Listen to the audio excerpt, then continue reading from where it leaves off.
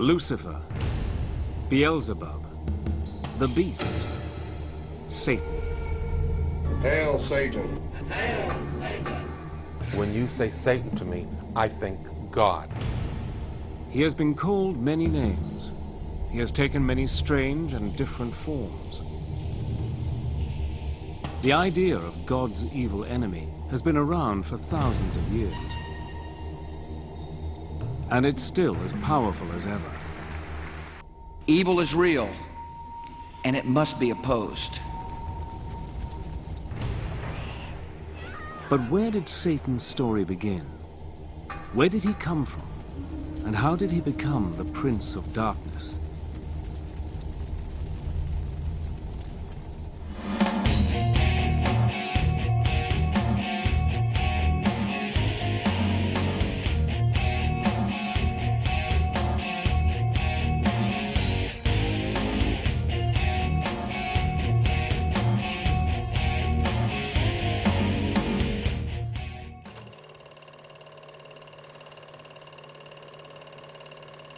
More than 3,000 years ago, in the deserts and pasture lands of the Middle East, unknown hands wrote the earliest chapters of the Hebrew Bible. If the devil had a birthplace, surely it was here, somewhere in the book known to Christians as the Old Testament. In the oldest books of the Bible, a character called Satan does appear, but he's nothing like the Satan we imagine.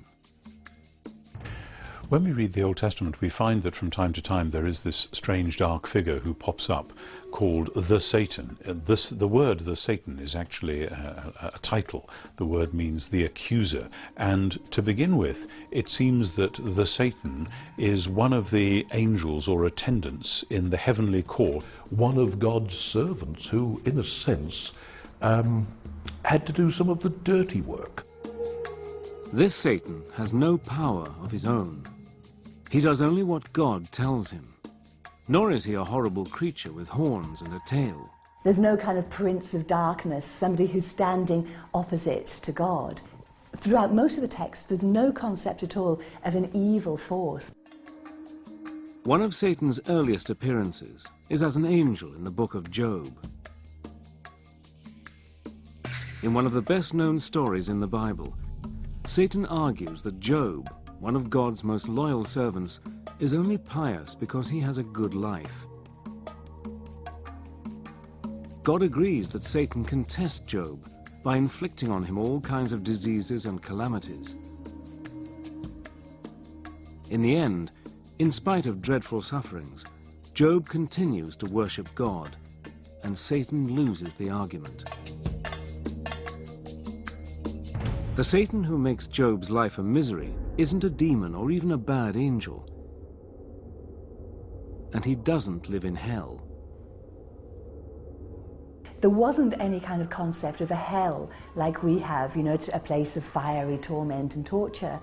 In fact, to the ancient Israelites, what happened when you died was really very little. You went to a place called Sheol, and this was just a sort of dark, shadowy place, a sort of underworld, where everybody who died went, irrespective of whether you were good or bad. So where is the Satan we know? Where's the fiend who's eternally at war with the forces of good? The monster who rules over the flames of hell and punishes sinners? Where is the fallen angel with his legions of demon helpers, tempting humans to do evil things so that he can win their souls? If the traditional devil doesn't come from the Jewish Old Testament, where does he come from? Since human history began, people all over the world have believed in demons and evil spirits. A few share some traits with our devil, like horns or a beard, but none are as powerful as Satan. So where did people first get the idea of an ultimate evil being?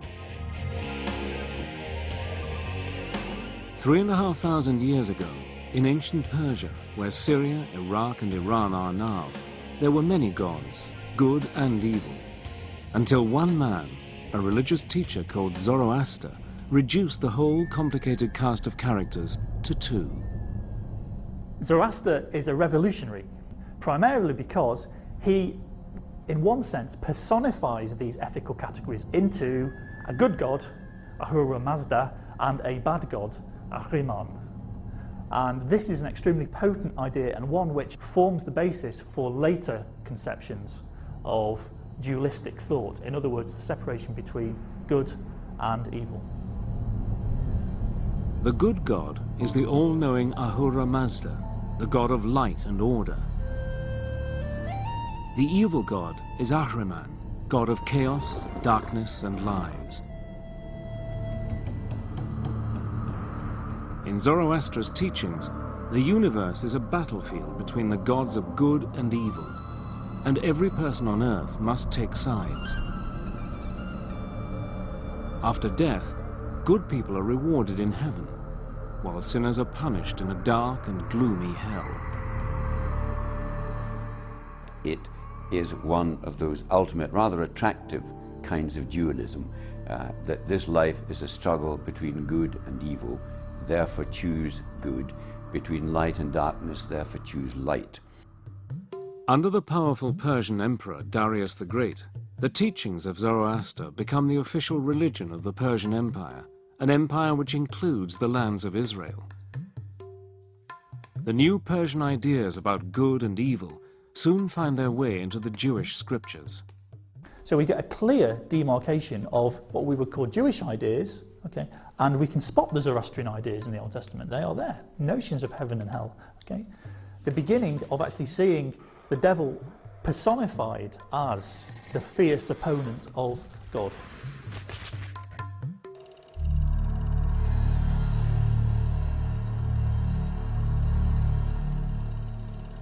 As the Persian Empire in turn is defeated by Alexander the Great, Greek culture comes to ancient Israel.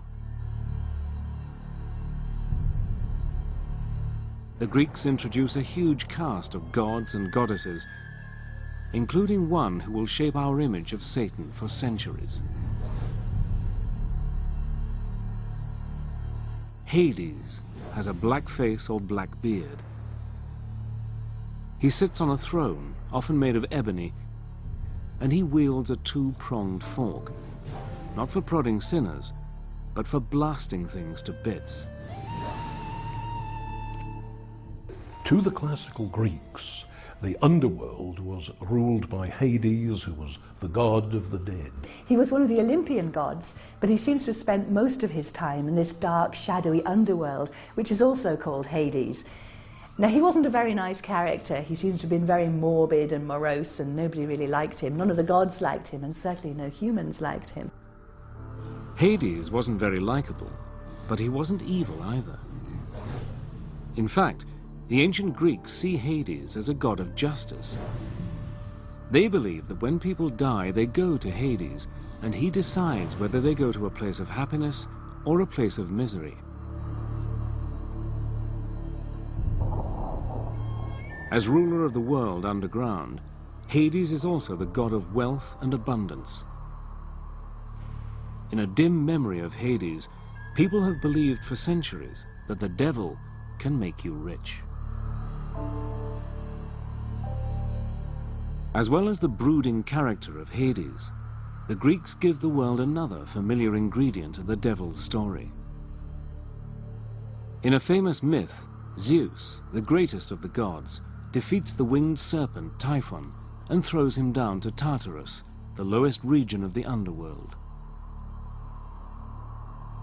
Over the following centuries, the myth grows into the story of how the angel Satan rebels against God and is thrown out of heaven with all his followers. Satan's allies, the fallen angels, become his legion of demons.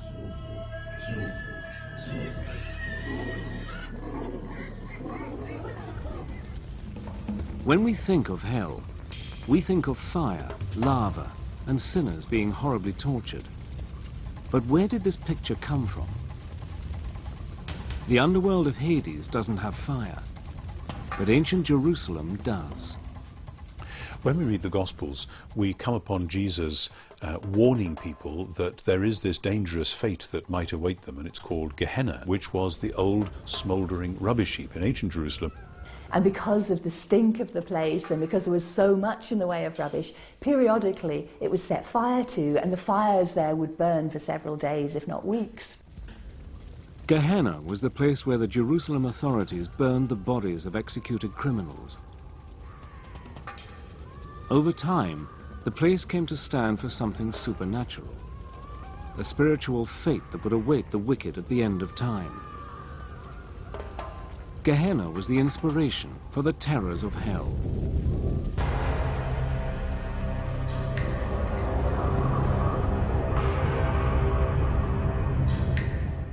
By the time the Christian Gospels are written, towards the end of the 1st century AD, Satan has grown into a powerful figure. By now, Jewish lands are ruled by the mighty Roman Empire. It was a time when the Romans were hated bitterly. To many Jews and Christians persecuted by Rome, Satan is the evil force behind Caesar's throne. In the New Testament book of Revelation, the writer gives Satan one of his most mysterious names, the Beast, 666. The Beast could refer to the Roman Emperor himself. The author of Revelation says that the beast has a human number and it's 666. Now this has traditionally been seen as a reference to the Emperor Nero, and that's because if you take Nero Caesar in Aramaic and count up the numerical values of those letters, it comes to 666.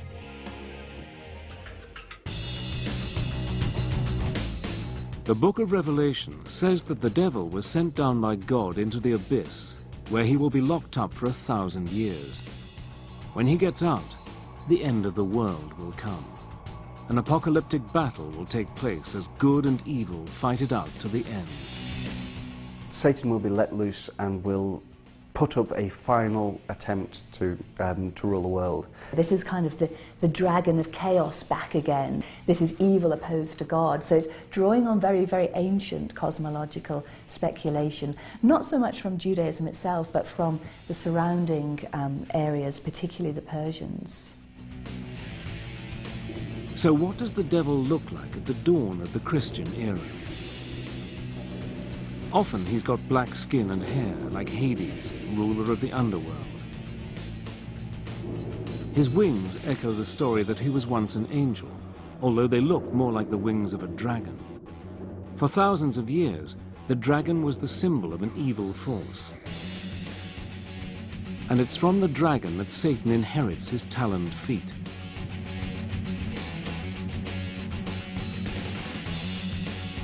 When Satan isn't being a dragon, he's a snake.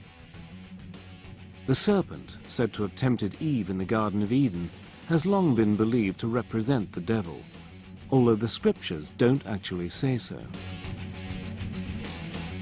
In fact, Christian leaders disagree, sometimes violently, about what the devil is like. But one thing they do agree on: he is busy working with and through their enemies. 4 centuries after Christ, a Roman emperor, Constantine the Great, converts to Christianity.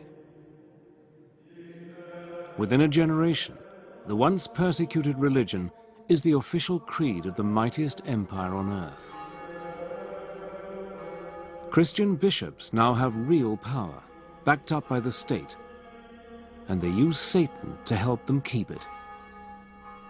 Again and again, church leaders claim that those who disagree with them, especially other Christian groups, are working for the devil. As Constantine made it the state religion and a state church and an established religion, what Constantine and his immediate successors found hardest to put up with was heresy. Catholic theologians would have said that because heretics didn't believe the correct Catholic faith, they must be worshipping the evil one instead, God's enemy. The logic is relentless. It's us and them. If you're not with the church and the empire, you're with Satan. It's a short step for the church to demand that heretics be put to death. The first executions come 450 years after Christ. over the following centuries, the numbers of people killed for supposedly working for Satan grows to many tens, possibly hundreds of thousands. Under the protection of the Roman Empire, the Christian religion grows quickly. But the bishops worry that the pagan gods are far too popular.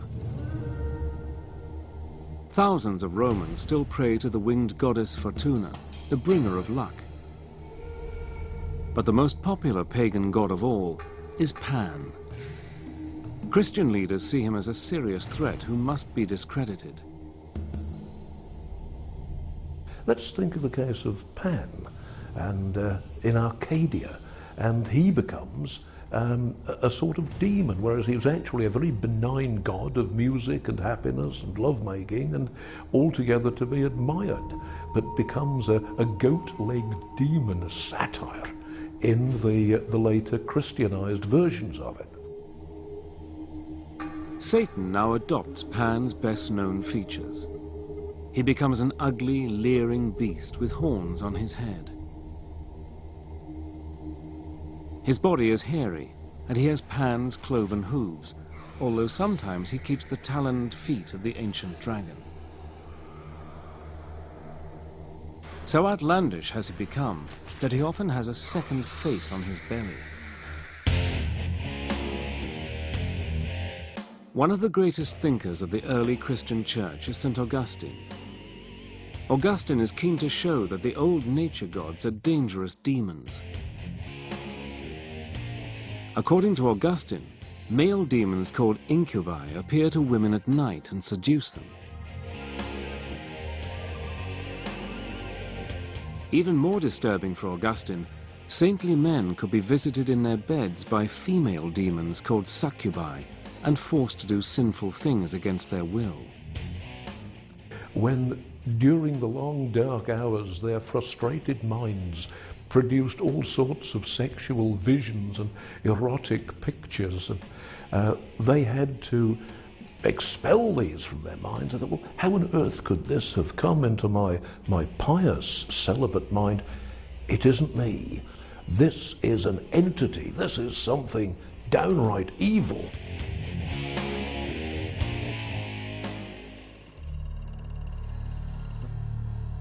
By the Middle Ages, after 1,000 years of Christian teaching, the Church has persuaded its followers that the devil and his demons are real, and that Satan is a powerful enemy. The problem is that some Christians take the idea a lot further than the bishops want. Some branches of Christianity did see the world itself as created not so much by Satan, but by a lesser evil god. And so for them, of course, everything to do with the world, with matter, with human flesh, was seen in negative terms. We do find the emergence of something called Gnosticism. Gnostic Christians carried with them this very clear notion of a good God and a bad God. There's the good God who created everything spiritual, and there's the evil God who created everything physical, which means that everything that you can see or touch or sense with any of the five senses is actually coming from the evil God. One group which is taking enthusiastically to the Gnostic idea of good and evil is the Cathars of southern France. To the Cathars, all material possessions are evil and belong to the devil. For a church now wealthy and powerful, this is an uncomfortable, even dangerous teaching. The common people loved and admired them, called them les bonhommes, because they were healers. When the Cathars went around doing good, as they most certainly did, feeding the poor and healing the sick, so they were teaching people to avoid marriage, to avoid procreation, because all you will do if you have a family is to bring that new child into this decadent, evil, physical world where we should all be concentrating on spirituality. If you were Catharist, then you were actually in league with Satan. To question the Church was to question God. Pope Innocent III announced a crusade against the Cathars. He tried to convert them back to Catholicism. That hadn't worked. The only thing he could do now was kill them. The crusade against the Cathars, launched in 1209, turns into a brutal 45-year war. At least 100,000 people die, partly for saying that Satan is even more powerful than the Church says he is.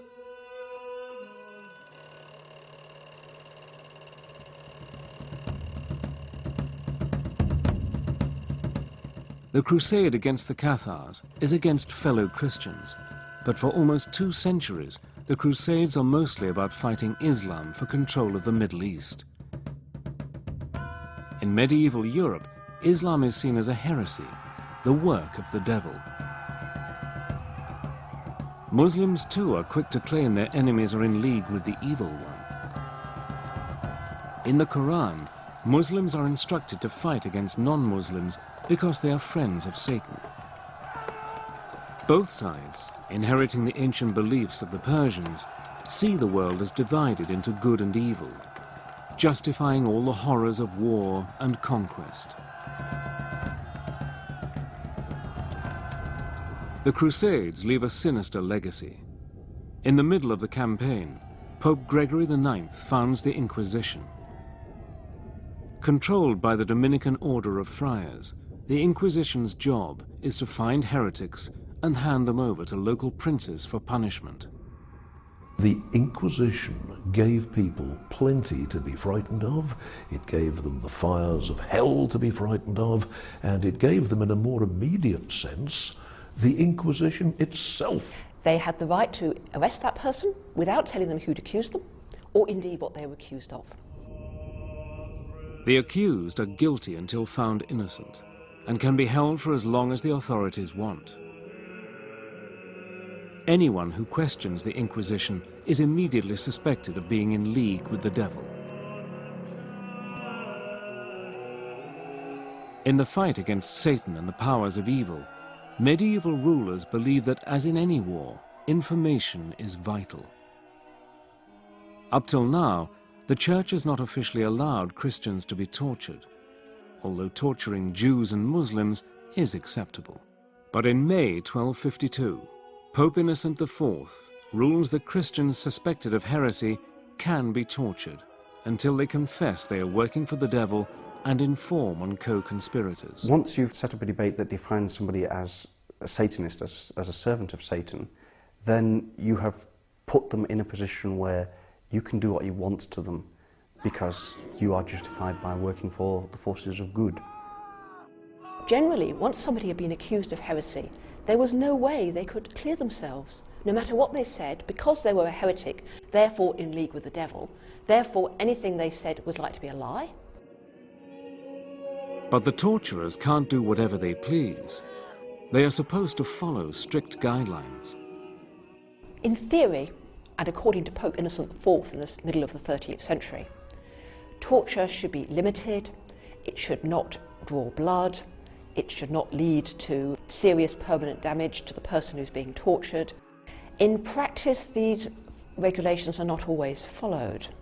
But there's also something which the psychologists would refer to as a rationalization process, that it could all be very well for them to say, oh yes, we are trying to save your immortal soul, we're trying to keep you out of hell, we're trying to prevent the devil from getting you, and what they really mean is we rather fancy your farm. All over Europe, the new powers, supposed to be used against Satan, are used by the unscrupulous to seize wealth or to do down their enemies. In 1307, King Philip the Fair of France brings witchcraft charges against the leaders of the Knights Templar, the fabulously wealthy order of crusaders. Philip accuses the Templars of worshipping a pagan idol called Baphomet, a supposedly satanic figure. The Templars have been involved in the Middle East in negotiations with Muslims, and some people in Western Europe thought they had been in league with the Muslims, and because the Muslims, everybody knew, in inverted commas, were involved in magic, there is therefore a hint that perhaps the Templars were involved in magic too. They were attacked and largely destroyed on Friday the 13th of October in 1307, sealed orders given by Philip le Bel to his seneschals to attack every Templar stronghold simultaneously. Ever since the purge of the Templars, Friday the 13th has been seen as an unlucky day, somehow connected with satanic forces.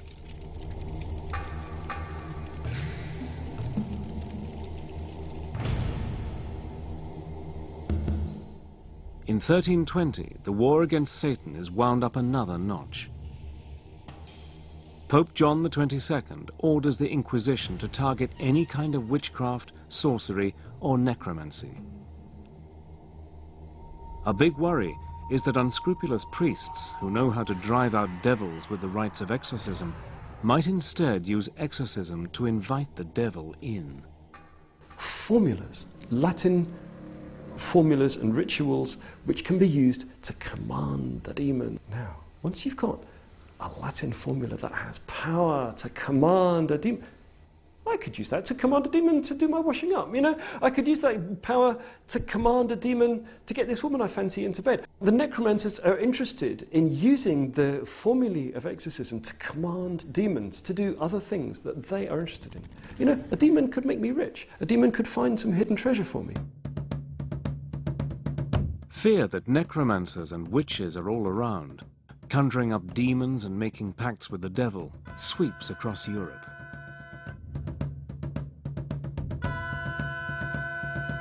One of the first cases investigated by the Inquisition is in the Irish city of Kilkenny. In 1324, in a dispute over inheritance, one of the richest women in the town, Dame Alice Catala, is accused of witchcraft, heresy, and of having a demon lover called Robin. Alice Catala, a landowner in Kilkenny who had several husbands, so her stepchildren brought a charge against her that she'd poisoned her previous husbands in order to obtain the land, and she'd poisoned or killed them otherwise through witchcraft. Alice manages to escape to England. Her unfortunate servant, Petronella, is tortured and burned at the stake. The campaign against necromancers, sorcerers, and witches lasts 300 years and kills between 60,000 and 300,000 people. The vast majority of the victims are women. Women were thought of as being more prone to the devil, more likely to sin, more likely to be led astray. They were also thought to be less intellectual than men. Women were seen as closer to animals, and part of this was that they were more susceptible to temptation, that they were more easily seduced by material gratification. As the Inquisition goes about its grisly business, rounding up suspects and interrogating them, many clerics and lay people worry that it's all guesswork. Perhaps they're missing even more witches than they're finding. But how can you tell who is one of Satan's helpers? What you need is a standard test. In 1486, 2 German Dominican monks publish a textbook for inquisitors called Malleus Maleficarum, the Hammer of Witches. The book contains a clever catch-22. Not only is witchcraft heresy, not believing in witches is heresy as well. The Malleus Maleficarum was the manual, the how to get rid of all these demonic fleas that had infested a human being. It was a book of what witches were, what witches did. Malleus Maleficarum tells the Inquisitor everything he needs to know. Witches have the mark of Satan on their bodies, a birthmark or a wart. They can fly by rubbing magical herbs on their skin, and they gather at Satan-worshipping ceremonies called Sabbaths. At these, they celebrate a twisted version of the Christian Mass, kissing the devil's rear end in a blasphemous act of homage. Certainly there was a fear at that time, which was why Malleus Maleficarum sold so many copies and ran through so many editions and is still in print. 30 years after Malleus Maleficarum was written, Martin Luther leads the Protestant Reformation, splitting the Christian church in two. Each faction, Protestant and Catholic, claims the other is in league with the evil one. Both sides use Malleus Maleficarum to find Satanists, and not just in order to destroy them. Witch hunting is a kind of scientific quest. The idea is, if you can understand witches and the devil, you can fight them. The whole business of witch hunting is almost a sort of intellectual research project. I need to gather a bit more data about what demons do. So I'm going to interrogate a few more witches to get a bit more data, and then I'm going to write it up in my book. The cutting edge of scientific inquiry. Right across Europe, hysteria about Satan sweeps Protestant and Catholic countries alike. In Scotland, James VI, one of the best educated kings in Europe, is so caught up in the craze, he writes a book about the devil and witchcraft. Called Demonology, James' book sets out to prove that Satan-worshipping witches are everywhere, and that they are the gravest threat to the security of the state. He surrounded himself with advisors, and mainly religious advisors, who would protect him from the demons that he feared so much. He saw it everywhere. Well, James was certainly quite militant about this. He thought he was fighting a war. Even as James leads the fight against the devil and the forces of evil, the devil is helping James to keep his crown. James can always point to the figure of Satan and say, if it weren't for me, look who would be ruling in my place. Although this is quite frightening, it's also in a way quite gratifying for James. One of the witches who was interrogated was asked, why is the devil attacking our king? And the witch who was confessing allegedly answered, this is what was recorded anyway in her confession, the devil is doing this because King James is the greatest enemy that the devil has in the world.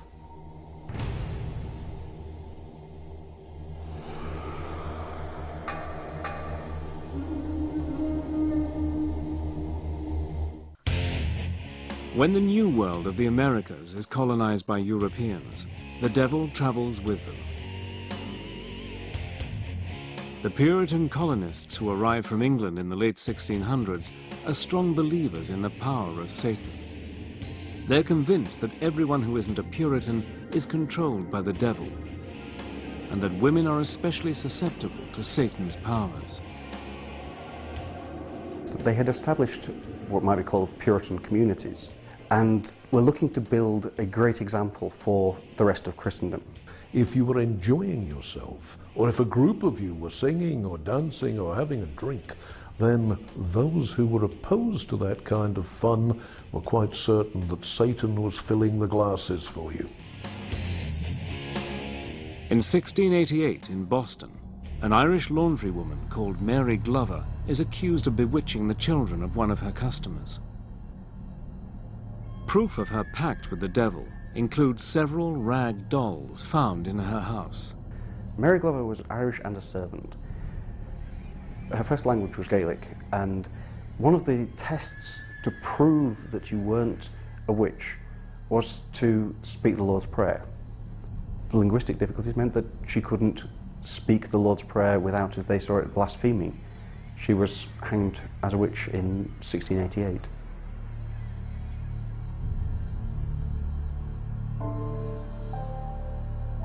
Three years after Mary Glover is hanged, less than 20 miles away at Salem, Massachusetts, the testimony of three young girls leads to a mass execution. Some of the children were said to be possessed by spirits sent from the witches. And so when they were standing witness, They were effectively, they were performing being possessed.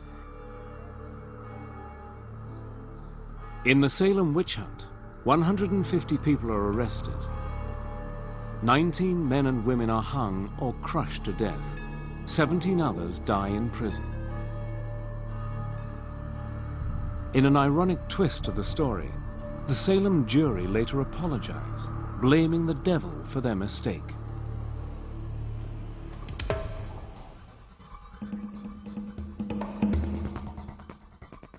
By the 1700s, the witch craze in America and Europe is almost over.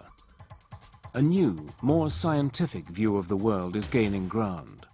Modernism, as the project that we get from the 18th century Enlightenment, actually banished religion, superstition, and all of that, and just said that that belongs to the Dark Ages. We're now in the modern world. We believe in facts, we believe in science, and if you want to be religious, that's a private option which you can go and practice somewhere else. Although the witch hunts have ended, and the educated classes of Europe and America even start to question whether the devil exists, in the folk tales of ordinary people, Satan lives on. But he's very different from the formidable and terrifying devil of the witch-finders. One of my own favourites is that of Dunstan, who was a very powerful blacksmith. The devil arrives and asks to have his shoes replaced. And he simply gets hold of his nose with 2 red-hot tongs and throws him out. And that is a very, very different devil. That's a devil that you can put in his place.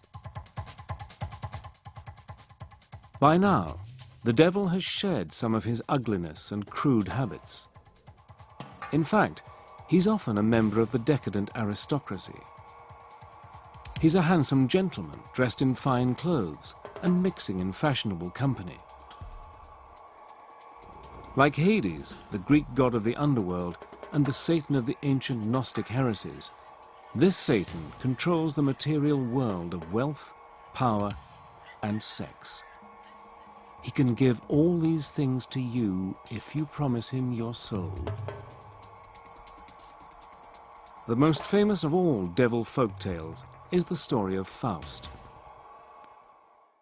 The devil, in the form of the clever and devious Mephistopheles, offers to grant Faust all his wishes. But there's a price. One of the things that many necromancers or people using necromantic spells are interested in is how to get women into bed. Faust is very interested in that, and he gets all kinds of women, including Helen of Troy. Faust's bargain with the devil ends in disaster for Faust. Mephistopheles calls in his debt, and Faust dies horribly. The devil takes him away to spend eternity in hell.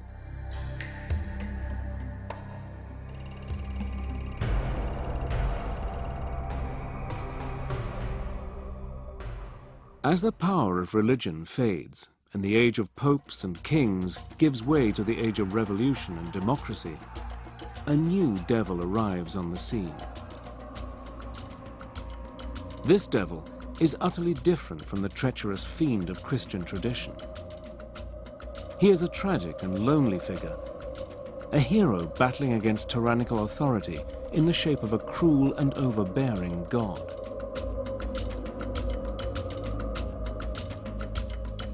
Satan is now a brave and handsome rebel.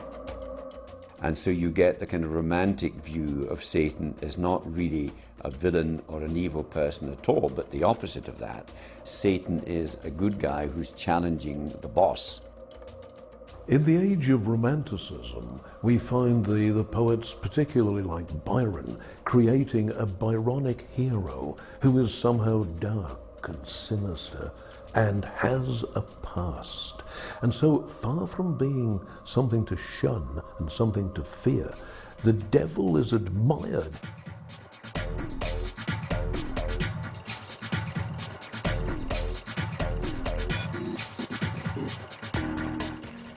With the 20th century, the devil's fortunes take a turn for the worse. No longer feared or admired, he becomes a figure of fun. He even joins the world of commerce, helping to sell products from wine to chocolates and beer. In the age of marketing and the consumer society, Satan can bring the lure of the forbidden to a tired brand. It's a long way from an apocalyptic war between good and evil. It has been a hallmark of the 20th century for the devil to be treated as a figure of fun. We find the devil is neither better nor worse than the people he's dealing with, and he's just a man among men. Satan seems to have been cut down to size. The Prince of Darkness has become a mischievous imp. But in a surprising twist, a different Satan, the glamorous rebel so admired by the revolutionaries of the 19th century, makes a startling comeback in the 1960s. There was a strong sense of rebellion against everything that anointed the Western political power structure. And it was Christian, it was capitalist, it was warmongering. And so the counterculture started exploring anything that was counter to that. In 1966, occult showman Anton LaVey founds the Church of Satan in San Francisco. Part religion, part money-making racket, the Church of Satan attracts lurid headlines, mostly encouraged by the publicity-seeking LaVey himself. We believe in greed, we believe in selfishness, we believe in all of the lustful thoughts that motivate man, because this is man's natural feeling. He called himself Anton Sander LaVey of Romanian descent, but the truth of the matter is he was Howard Stanton Levy, who was born in Cook County, Illinois in 1930. He held these weekend lectures and witch circles in his house, and people would come in and pay their $2 a head. Well, finally, he had this friend, it was a publicist, who said, you know, I have an idea. Why don't you turn this thing into a church? You could make a bundle of money. And, of course, that's what he did. He has been called everything from a carny to a manipulator to a brilliant philosopher. The truth lies somewhere in the middle. There were doctors, lawyers, college students, factory workers, farmers, you name it. They came from all levels of society.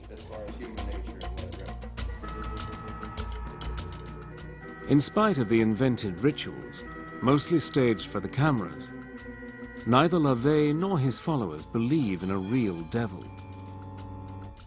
What LaVey admires is Satan the rebel, the nonconformist, provoking the establishment. Predictably, America is fascinated and outraged.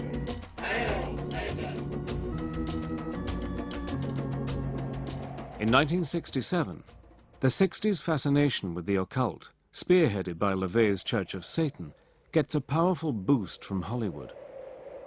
The film Rosemary's Baby, a dark tale of devil worshippers in Manhattan, is a massive and unexpected hit. In Roman Polanski's masterpiece, the heroine's innocuous neighbors are part of a satanic conspiracy to help the Prince of Darkness father a child who will rule the world. In Rosemary's Baby, Satan triumphs in the end. But the Christian backlash to the story comes in the 1973 blockbuster The Exorcist. This time, the devil, who has possessed a young girl, is defeated by the forces of good in the shape of two priests. The old belief that women are especially susceptible to satanic influence is revived 2 centuries after the Salem witch trials. We would be seriously in error if we were to underestimate the power of Hollywood. I think the biggest impact was probably around the time of The Exorcist. I know many people I've talked to about the movie, especially those raised in a Christian household, who are very frightened by it, very upset. It's the war between good and evil, but evil is in a whole new dimension, and it's very personal. It made being possessed almost fashionable. It's the numbers of people who were seen to be possessed just took off.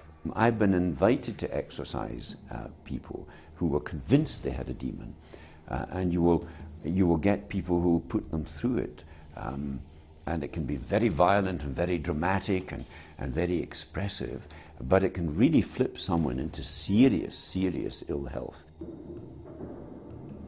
Hollywood's discovery that fortunes can be made with stories of possession and devil worship stokes the fires of a paranoia that has lain dormant since the days of the witch trials. In the 1980s, stories about a vast conspiracy of organized Satanists sweep the media. Known as the Satanic Panic, Christian groups allege mass satanic abuse of children and tens of thousands of kidnappings. Part of the Satanic Panic started with accusations of satanic ritual abuse. Groups of people who declared themselves as Satanists were believed to be taking people and children and damaging them. There were all kinds of dark suggestions about children disappearing and about child sacrifice and ritual murder. Although hundreds of people are arrested and imprisoned, when the FBI finally launches a full-scale investigation in the United States, it concludes that the satanic abuse allegations are all groundless.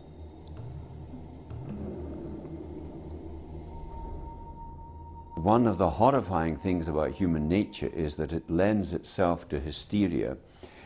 You get it in all periods of history. I think you get it much more virulently nowadays because one of the most potent instruments for spreading hysteria is the modern telecommunications industry. If members of satanic religions mostly don't believe in a supernatural devil and don't pray to Satan, what does the devil represent? Some Satanists claim the devil stands for a spirit of change. A lot of people are frightened by the term Satanism. A lot of people automatically think that Satanists are bad people. They should be no more scared of a Satanist than they should be scared of anyone else they meet. You know, what Satanism means to me is opposition and balance. Alternative thought, playing the devil's advocate. There is no good and evil. I mean, to a mouse, a cat is this horrible evil thing with fangs, but to the pet owner, the cat is heavenly. We create our own reality. That's the whole idea behind Satanism. In the United States, surveys show that almost half of Americans believe the devil is real.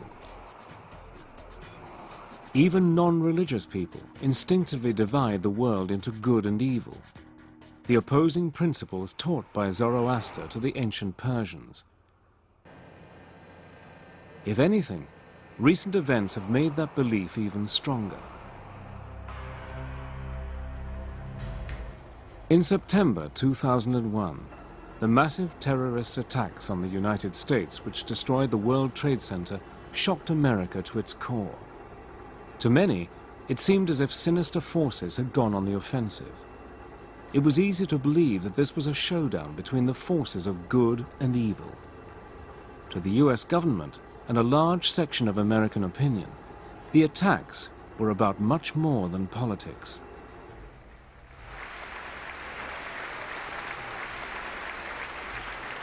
We've come to know truths that we will never question.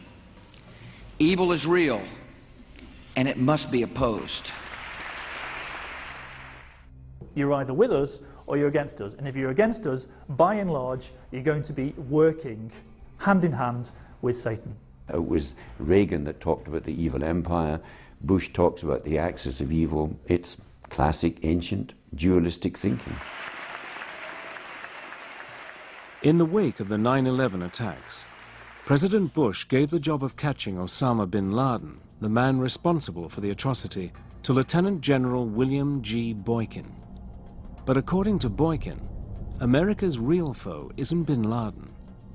In the general's words, the enemy of the US is a guy called Satan. Since 2001, the draconian measures taken by the US and other governments in the war on terror are uncannily like those of the war on Satan of 400 years ago.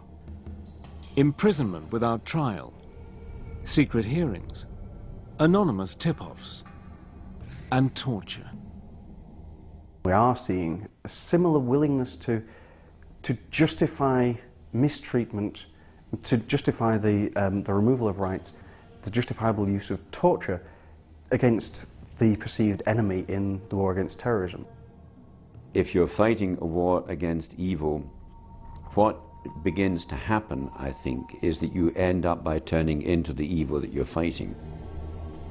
Controversially, President Bush called the invasion of Iraq a crusade. The similarities with the historic crusades against heretics are striking.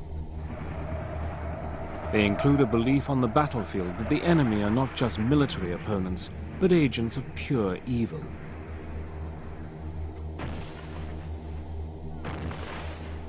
In November 2004, as US forces launch a massive attack on the Iraqi city of Fallujah, a senior Marine officer, Lieutenant Colonel Gareth Brandle, makes clear who he thinks the enemy is. The enemy has got a face. He's called Satan. He's in blue, and we're going to destroy him.